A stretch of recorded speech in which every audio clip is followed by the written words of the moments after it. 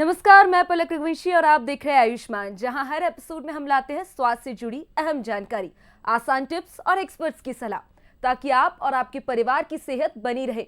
आज हमारे साथ है डॉक्टर फरहत खान, जो बंसल हॉस्पिटल में स्किन स्पेशलिस्ट है। डॉक्टर फरहत, आपका हमारे इस खास पेशकश में स्वागत है। Thank you. और चलिए सबसे पहले शुरुआत करेंगे और एक बेसिक सवाल मेरा यही होगा डॉक्टर फरहत आपसे कि स्किन प्रॉब्लम होती कैसे है और उसको ट्रीट किस तरह से किया जा सकता है। देखिए, बहुत तरह की स्किन प्रॉब्लम्स होती हैं। कुछ आपको पिंपल्स हो सकते हैं, कोई एक्जिमा, सोराइसिस जो एक तरह का ड्राइनेस का डिसऑर्डर रहता है, और भी ऐसी बहुत सारी स्किन और हेयर प्रॉब्लम्स हैं जो आपके इंटरनल बॉडी से भी रिलेटेड हैं। कुछ आपको पोल्यूशन की वजह से भी हो सकती हैं, आपका डाइट ख़राब है उसकी वजह से भी हो सकती हैं। बिल्कुल डॉक्टर फरहत, और दूसरा सवाल मेरा ये होगा कि आजकल बालों का झड़ना बहुत ज़्यादा कॉमन हो गया है। हम देख रहे हैं किसी भी अगर वुमेन की बात करें या एडल्ट्स की बात करें तो एक सबसे कॉमन रीज़न इसका क्या हो सकता है। देखिए, हेयर फॉल के बहुत सारे रीजंस होते हैं। अगर आप मुझसे मोटे तौर पे पूछोगे, सबसे बड़ा आजकल जो हम फैक्टर देख रहे हैं हेयर फॉल का, वो है तनाव। हर कोई बहुत ज़्यादा स्ट्रेस में रहता है, डाइट बहुत ख़राब रहता है, उसकी वजह से iron deficiency, vitamin B12 deficiency, vitamin D3 का डेफिशिएंसी हो सकता है। इतना ही नहीं, इतना ज़्यादा पॉल्यूशन, स्मोक, वो सारी चीज़ें भी आपके बालों को बहुत ख़राब करता है। हार्मोनल इम्बैलेंस की वजह से भी बहुत आपका हेयर फॉल हो सकता है। बिल्कुल, और अगर नॉर्मली कितने बाल झड़ना हम एक्सेप्टेबल मान सकते हैं। देखिए, अगर आप पूछें तो 50 से 100 बाल झड़ना 24 घंटे के अंदर बिल्कुल नॉर्मल माना जाता है। बट अगर वहीं पे किसी इंसान को एक बाल में कोई एक चट्टा दिख रहा है जहाँ से पूरी तरीके से बाल जा चुका है, या फिर उनके बाल पतले होते जा रहे हैं, आगे उनका हेयर लाइन जो है वो धीरे धीरे पीछे खिसकता जा रहा है, ये सारी चीज़ें ऐसी हैं जहाँ उस मरीज़ को सीधे डॉक्टर के पास जाके इलाज करवाना चाहिए। डॉक्टर फरहत, क्या डाइट या पोषण की कमी भी बाल झड़ने को बढ़ा सकती है। बिल्कुल बढ़ा सकती है। जैसे मैंने अभी आपको बताया कि अगर आपका न्यूट्रिशन सही नहीं है, जहाँ पे आप बराबर एक पोषित अमाउंट में प्रोटीन, कार्बोहाइड्रेट नहीं कंज्यूम करेंगे, तो आपको डेफिनेटली ये न्यूट्रिशन की डेफिशिएंसी होगी। B12 डेफिशिएंसी, D3 का डेफिशिएंसी, आयरन का डेफिशिएंसी, तो वो सब तो बिल्कुल बहुत इंपॉर्टेंट है आपको अपनी डाइट में लेना। बिल्कुल, जैसा आपने कहा B12 की कमी के कारण सबसे ज़्यादा बाल झड़ता है, पर अगर हम वहीं देखते हैं आजकल अगर हम युवा की बात करें, बच्चों की बात करें, तो B12 सब में कम पाया जाता है। ऐसे में क्या करना चाहिए, क्या बेहतर ऑप्शन हो सकता है। ठीक है, देखिए ऐसा है कि जो B12 होता है ना, आपको जो प्योर वेजिटेरियंस मिलेंगे उनमें B12 की बहुत ज़्यादा कमी मिलती है। कुछ पदार्थ होते हैं जिनसे हम B12 को थोड़ा बहुत सप्लीमेंट कर सकते हैं, बट जैसे जो शुद्ध शाकाहारी हैं वो नहीं ले सकते हैं ये सारी चीज़ें, तो आप कैप्सूल्स के फॉर्म में उसको सप्लीमेंट कर सकते हो। बहुत ही ज़्यादा कम है तो आप इंजेक्शन भी लगवा सकते हैं, मगर ये जो सारी चीज़ें हैं ये आप खुद से ना करें, एक डॉक्टर के पास जाएं। आपका कितना ज़्यादा मात्रा कम है, कितनी ज़्यादा है, उसके ही हिसाब से आपको आगे आपका ट्रीटमेंट करवाना चाहिए। अच्छा डॉक्टर, सबसे ज़्यादा नानी से सुनते हैं, माता पिता बोलते हैं कि बालों में ऑयलिंग करो, तेल डालो, उससे हेयर फॉल नहीं होगा। क्या एक्चुअल वो हो सकता है, बाल झड़ने को रोक सकता है वो। देखिए, मैं तो अपने मरीज़ों को यही समझाती हूँ, बहुत ही सिंपल भाषा में बोलते हैं हम। माना हमने ऑयल अगर आप डालते हो, वो आपके स्कैल्प को अच्छी हेल्थ देता है, बालों को नरिशमेंट देता है, बालों को कुछ टाइम के लिए स्मूथ कर देता है। बट आप खुद सोचिए ना, अगर सच में तेल डालने से सबके बाल झड़ना रुक रहे होते तो आज इस दुनिया में कोई भी टकला नहीं होता, सबके अच्छे बालों का ग्रोथ हो रहा होता। तो यस, आप ऑयल डाल सकते हो, बट उसका कोई हेयर ग्रोथ से, प्रमोशन का या कोई भी उस तरह से लेना देना नहीं है। हमें डाइट में क्या इन्वॉल्व करना चाहिए, क्या इंक्लूड करना चाहिए जिससे हेयर फॉल रुक सकता है या कम हो सकता है। बिल्कुल रुक सकता है अगर आप अपना डाइट अच्छा रखते हैं। तो देखिए, जो हमारे बाल होते हैं ना, 90% प्रोटीन से बने होते हैं। बाहर की तरफ भी कोटिंग होती है प्रोटीन की, अंदर भी जो सब्सटेंस होते हैं वो भी प्रोटीन से ही बने हैं। तो आपको ऐसा डाइट लेना है जो प्रोटीन रिच हो। जैसे अगर आप शुद्ध शाकाहारी की डाइट की बात करें तो चना, राजमा, सत्तू, सोया, ये सारी चीज़ें आप थोड़ा सा ज़्यादा आपकी डाइट में लें। बिल्कुल, और मैं आजकल देखती हूँ एडल्ट्स की बात करें, हम बच्चों की बात करें या फिर बुजुर्ग में तो ऐसा देखा ही जाता है, बट एडल्ट्स में भी अब सफ़ेद बाल नेचुरली आ जाते हैं। उसको दोबारा काला कैसे कर सकते हैं, मतलब नेचुरली कोई प्रोसेस है या फिर आपको डाई करना पड़ेगा उनको। देखिए, ऐसा है कि बाल सफ़ेद होने के ना बहुत सारे कारण होते हैं। अब अगर आप देखते होंगे आजकल छोटे छोटे बच्चों को भी ना बहुत जल्दी बाल सफ़ेद हो रहे हैं। आप देखो उनका डाइट बिल्कुल भी सही नहीं है। तो मैं बिल्कुल आपसे कहूँगी कि जो न्यूट्रिशन है वो बहुत इंपॉर्टेंट रोल प्ले करता है किसी के भी बाल काले से ग्रे होने में। जैसा आपने मुझसे पूछा कि क्या हम इसको रिवर्स कर सकते हैं, अनफॉर्चुनेटली हम इसको रिवर्स नहीं कर पाते हैं। अगर एक बार किसी के बाल सफ़ेद होना स्टार्ट हो गए तो वो परमानेंट माना जाता है, बट हम उसकी जो प्रक्रिया है जो बहुत तेज़ी से बढ़ रही है उसको हम थोड़ा स्लो ज़रूर कर सकते हैं अपना न्यूट्रिशन सुधार के। बिल्कुल, ये तो बहुत ज़रूरी जानकारी आपने दी। और एक हम अगर वुमेन्स की बात करें तो पीसीओडी पीसीओएस एकदम कॉमन हो गया है अब, तो उससे कितना ज़्यादा इफेक्ट करता है, हम फेस की बात करें या हेयर फॉल की बात करें तो? देखिए पीसीओएस जो होता है ना बॉडी में हार्मोन इम्बैलेंस की वजह से होता है। अब वो जो हार्मोन इम्बैलेंस हो रहा है वो आपके इंटरनल शरीर को तो ख़राब कर ही रहा है, साथ साथ वो आपके बालों में और आपकी स्किन पे रिफ्लेक्ट होता है। जैसे आप देखोगे हर दूसरे इंसान को पिंपल बहुत जल्दी हो रहे हैं, हेयर फॉल बहुत ज़्यादा जल्दी हो रहा है। तो हम तो हमारे मरीजों को यही समझाते हैं कि आप अपना ये जो हार्मोन इम्बैलेंस है पहले उसको करेक्ट करो, तो धीरे धीरे आपका स्किन भी बेटर होता चला जाएगा। क्योंकि अगर आप पीसीओएस को डायरेक्टली करेक्ट नहीं करोगे, सिर्फ पिंपल का या हेयर फॉल का ही इलाज लेते रहोगे, तो आप उसको जड़ से ख़त्म नहीं कर पाओगे। डॉक्टर फरहत, कई बड़े ब्रांड्स के सप्लीमेंट्स आते हैं, विटामिन आते हैं हेयर फॉल के लिए, बड़े ब्रांड्स हैं जो काफ़ी महंगे भी होते हैं एक्चुअल में, क्या वो अफेक्ट करते हैं हेयर फॉल के लिए? देखिए ज़रूरी नहीं है कि हर जो प्रोडक्ट आपको मार्केट में मिल रहा है जो महंगा है तो मतलब अच्छा ही होगा, और अगर जो सस्ता है वो बिल्कुल अच्छा नहीं होगा। देखिए सिंपल सी बात है, जो हेयर फॉल होता है ना बहुत सारे कारण की वजह से होता है। सप्लीमेंट वगैरह डेफिनेटली काम करते हैं, बट पहले आपको समझना पड़ेगा कि वो जो हेयर फॉल हो रहा है उसका मुख्य कारण क्या है। ज़रूरी नहीं है ना कि तनाव की वजह से ही किसी के बाल झड़ रहे हो। जैसे अभी मैंने आपको बताया किसी का डाइट अच्छा नहीं रहता है, काफ़ी बार जो आपका हार्मोन इम्बैलेंस है ना उसकी वजह से भी हेयर फॉल होता है। आप देखिए आजकल 19-20 साल के लड़कों को भी यहाँ से पीछे बाल धीरे धीरे कम होता जा रहा है, जिसको वो बोलते हैं कि मैडम हमारी ही जो हेयर लाइन थी आज यहाँ है, कल वो धीरे धीरे जाके पीछे खिसकती जा रही है। तो ये जो एक तरह का हेयर फॉल है ना ये हार्मोन इम्बैलेंस हेयर फॉल है। सप्लीमेंट लेने से कोई भी फायदा नहीं होता है। इनफैक्ट मैंने तो अपनी क्लिनिक में इतने लोगों को देखा है कि कोई भी इंटरनेट से या सोशल मीडिया से बायोटिन सप्लीमेंट उठाएंगे, आके बोलेंगे मैम हम तो ये 3 महीने से खा रहे हैं बट हमें तो कोई फ़ायदा ही नहीं मिल रहा है। फ़ायदा मिलेगा भी क्यों, क्योंकि आपका तो रीज़न ही कुछ और है। तो खुद से ऐसे सप्लीमेंट लेने भी नहीं चाहिए। और तो और बायोटिन अगर आप खुद से बहुत लंबे टाइम तक लेते रहोगे ना, आपका थायराइड, आपके जो हार्ट के जो कुछ एंजाइम्स हैं वो धीरे धीरे ख़राब होने लगते हैं।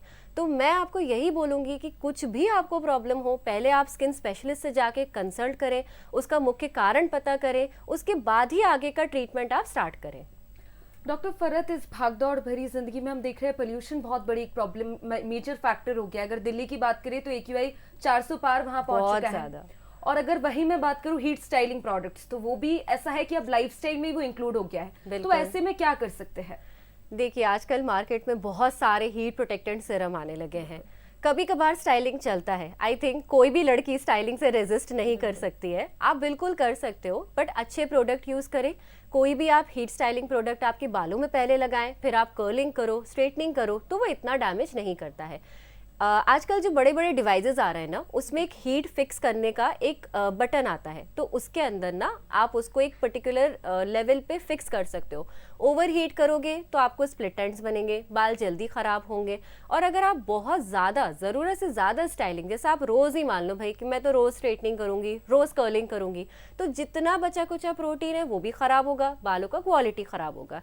जैसे आप देखते होगे आजकल बहुत केराटिन, रिबॉन्डिंग, स्मूदनिंग बहुत प्रमोट किया जाता है, बट आप जब कभी कराने जाओगे, मैं तो इतने पेशेंट्स देखती हूँ अपनी क्लिनिक में कि हिम्मत करके वो करा तो लेते हैं ये सोच के कि मैम बाल फ्रिजी हो रहे थे, हमने करा लिया, बट बाद में जो हेयर फॉल होता है, बालों का क्वालिटी होता है, वो जब एक बार परमानेंट डैमेज हुआ, आप किसी भी डॉक्टर के पास चले जाओ, उसको हम आपको सिग्निफिकेंट इंप्रूवमेंट दे ही नहीं सकते हैं। बिल्कुल डॉक्टर फरहत, जैसा कि आपने कहा कि मार्केट में एक बोटॉक्स नाम की चीज़ आती है जिसका ट्रीटमेंट 10,000 से 12,000 के बीच में होता है, जो बालों में किया जाता है। उससे हेयर फॉल रुकता है, क्योंकि सैलो पे तो यही बोला जाता है बोटॉक्स करा लो, 10,000 से 12,000 होगा और आपका हेयर फॉल रुक जाएगा। देखिए बोटॉक्स भी एक तरह का रिबॉन्डिंग केराटिन ही है, थोड़ा सा माइल्ड फॉर्म है, बट यूज़ तो केमिकल किया जा ही रहा है ना। तो आंसर आपको खुद पता है कि जितना आप ज़्यादा केमिकल आपके बालों में लगाओगे उतना ज़्यादा साइड इफ़ेक्ट आपको होने वाला है। डॉक्टर फरहत, घर में बहुत सारी होम रेमेडीज होती है कि आप होम रेमेडीज कर सकते हो, उससे आपका हेयर फॉल रुक सकता है। होम रेमेडीज वर्क करती है? अगर आप पूछोगे तो नहीं, मुझे नहीं लगता है कि होम रेमेडी आपके हेयर फॉल को फिक्स कर सकती हैं, क्योंकि सच में अगर ये सारी चीज़ें फिक्स कर रहे होते तो आज मार्केट में इतने प्रोडक्ट्स को पब्लिसाइज नहीं किया जा रहा होता, और हम डॉक्टर्स उसको आपको अच्छे से समझा के बता के लिख नहीं पा रहे होते।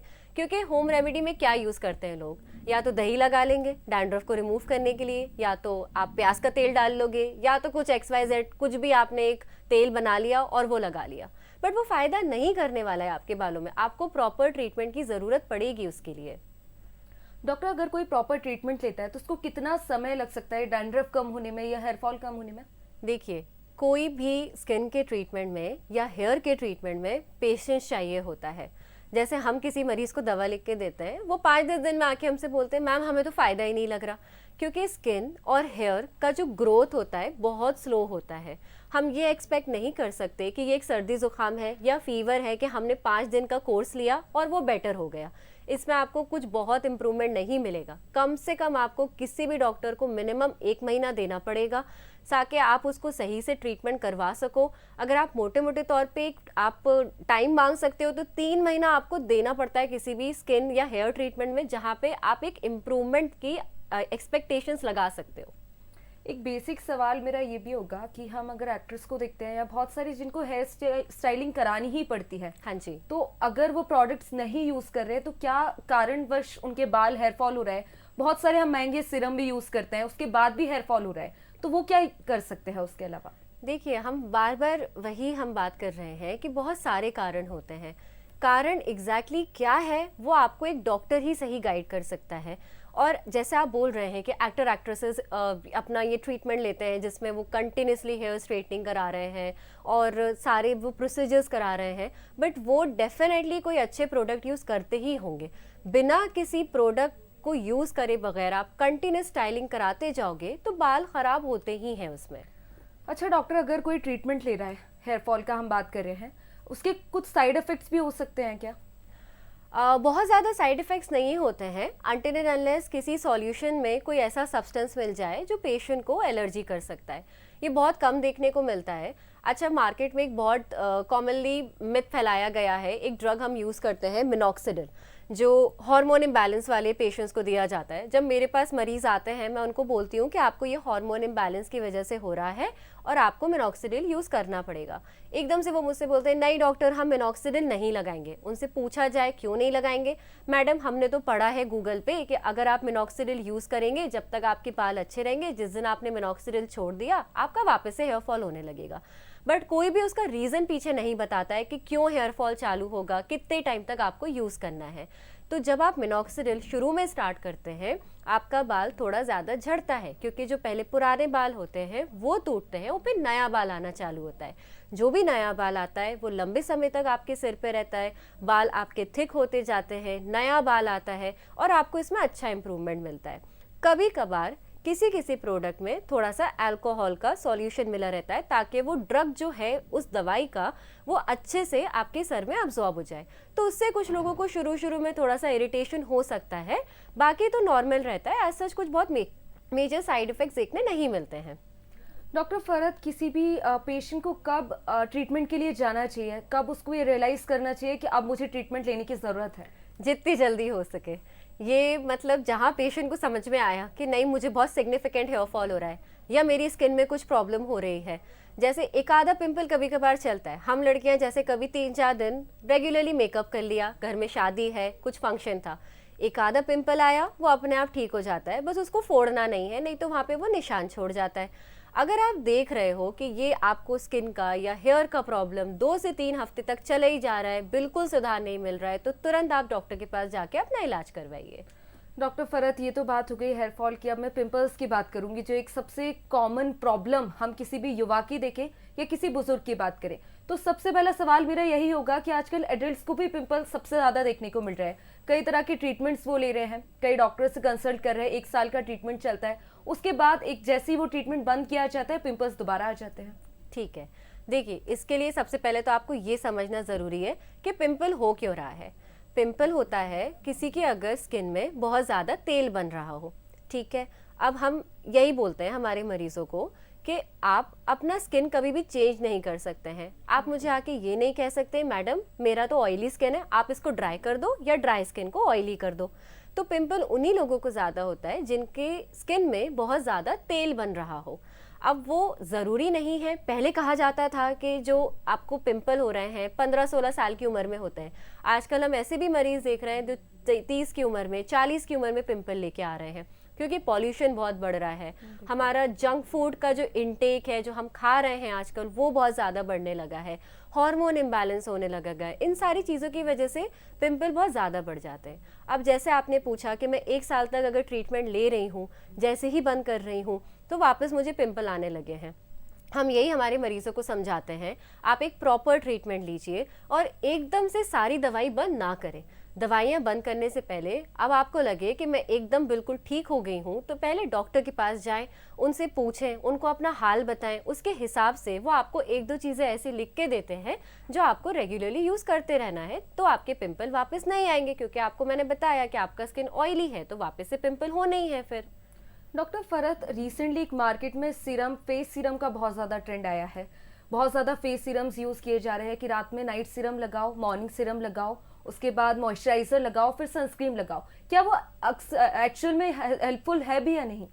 देखिए, हेल्पफुल है, मैं डिनाई नहीं करूँगी, बट जैसा आपने बोला मार्केट में सीरम आया, बट आपने उसको खुद मेंशन नहीं किया कि कौन सा सीरम आया। सीरम भी बहुत सारे तरह के होते हैं। अब आप कल को आप मेरे पास आएंगे तो मैं आपको बताऊंगी आपकी स्किन के टाइप से कि आपके लिए कौन सा प्रोडक्ट अच्छा है, कौन सा नहीं। जस्ट बिकॉज हमने सोशल मीडिया पे कोई एक प्रोडक्ट की पब्लिसिटी कर रहा है, ज़रूरी नहीं है ना कि वो प्रोडक्ट आपको भी सूट करे। तो आप लगा सकते हो, कम से कम प्रोडक्ट यूज़ करें, कोई एक अच्छा सीरम आपकी स्किन टाइप के हिसाब से। जैसे आपने देखा होगा नायासिनामाइड का सीरम आता है, हाइलुरोनिक एसिड का सीरम आता है, रेटिनॉल का सीरम आता है, वो आपको आपकी स्किन टाइप के हिसाब से यूज़ करना है। और सबसे बेसिक एक मॉइस्चराइज़र और एक सनस्क्रीन यूज़ तो करना ही है, क्योंकि सनस्क्रीन एक बहुत सस्ता एंटी एजिंग क्रीम है। आप कुछ यूज़ करो या ना करो, बट सनस्क्रीन ज़रूर लगाओ। डॉक्टर फरहत, हमने ज़्यादातर देखा है पिंपल होता है तो उसको पिंच कर दिया जाता है या पॉप कर दिया जाता है कि छोटा दिखे।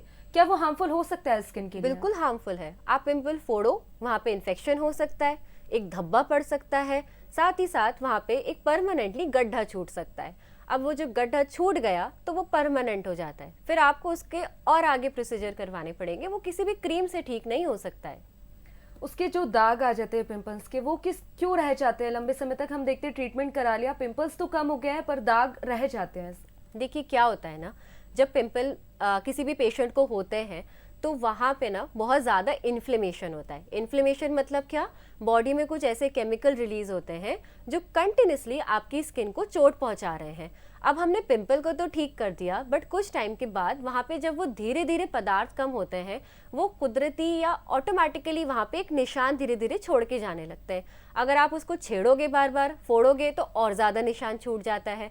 बट इसमें ऐसे घबराने वाली बात नहीं है, आप जाके ट्रीटमेंट लीजिए तो काले निशान 100% ठीक हो सकते हैं, बट जो गड्ढे बन गए हैं वो किसी भी क्रीम से ठीक नहीं होते हैं। उसके लिए आपको प्रोसीजर ही कराना पड़ता है, या तो फिर आप उसका लेज़र करवाएं, या फिर और भी दूसरी चीज़ें हैं जैसे पील है, वो सब हम करवा सकते हैं।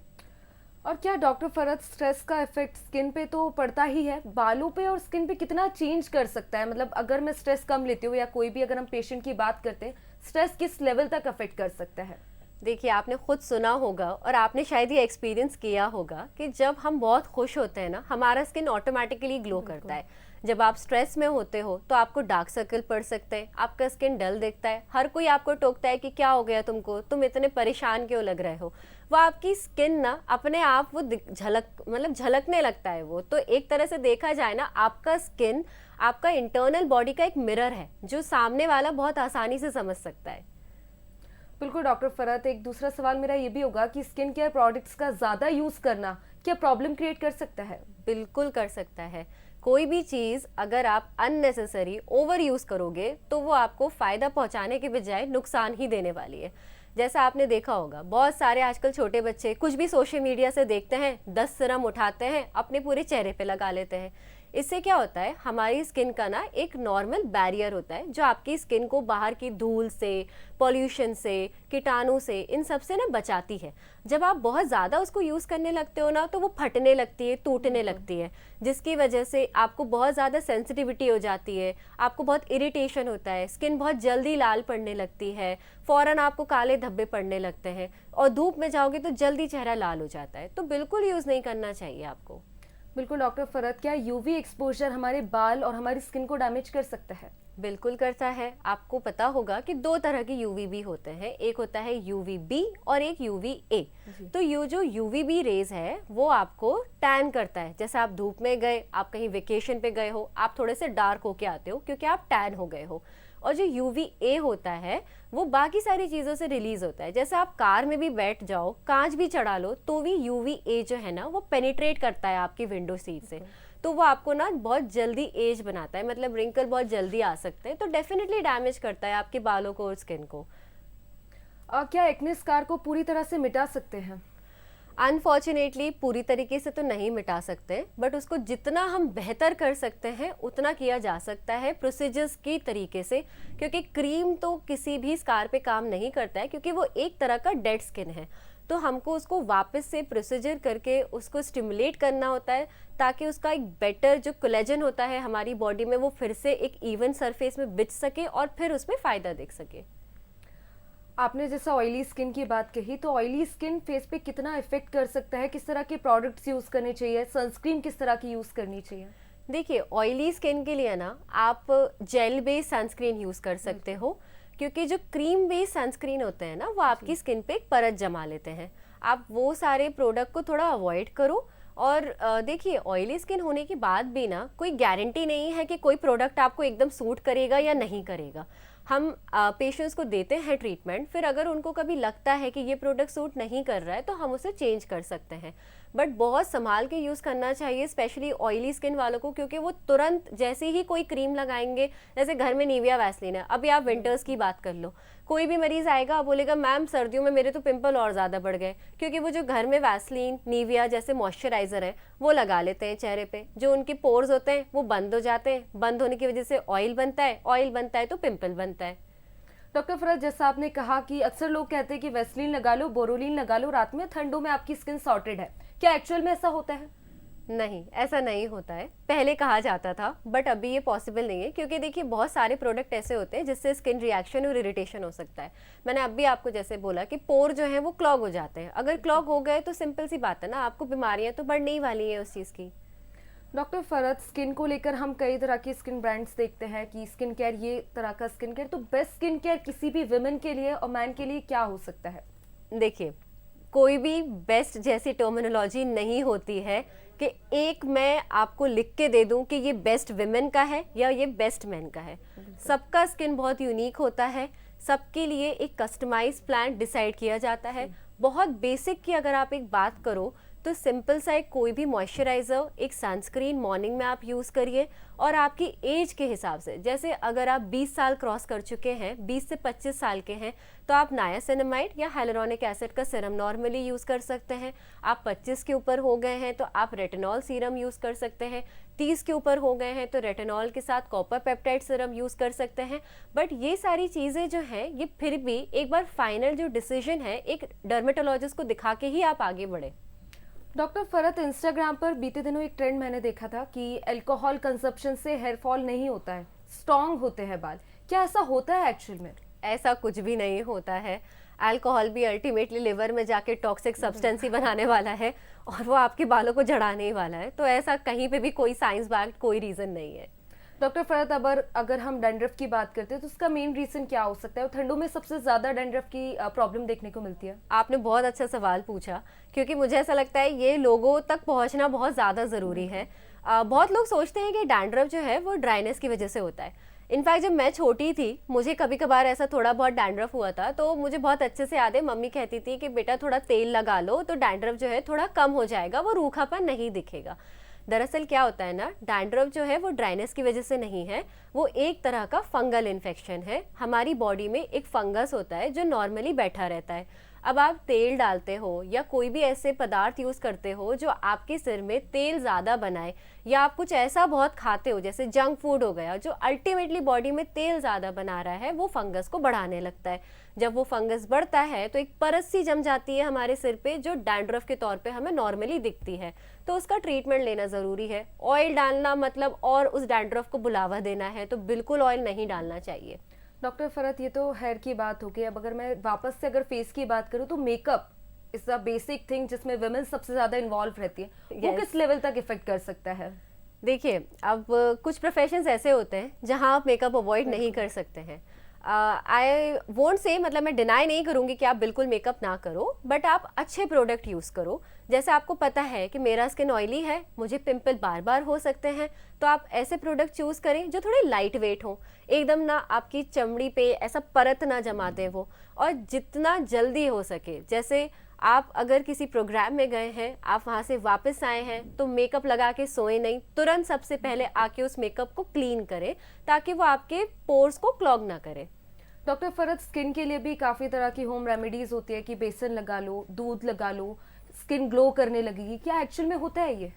वो ग्लो आता है सिर्फ 1 मिनट के लिए, वो भी थोड़ा साइकोलॉजिकल ग्लो है। कोई भी बेसन दूध लगाने से कभी भी स्किन ग्लो नहीं होता है।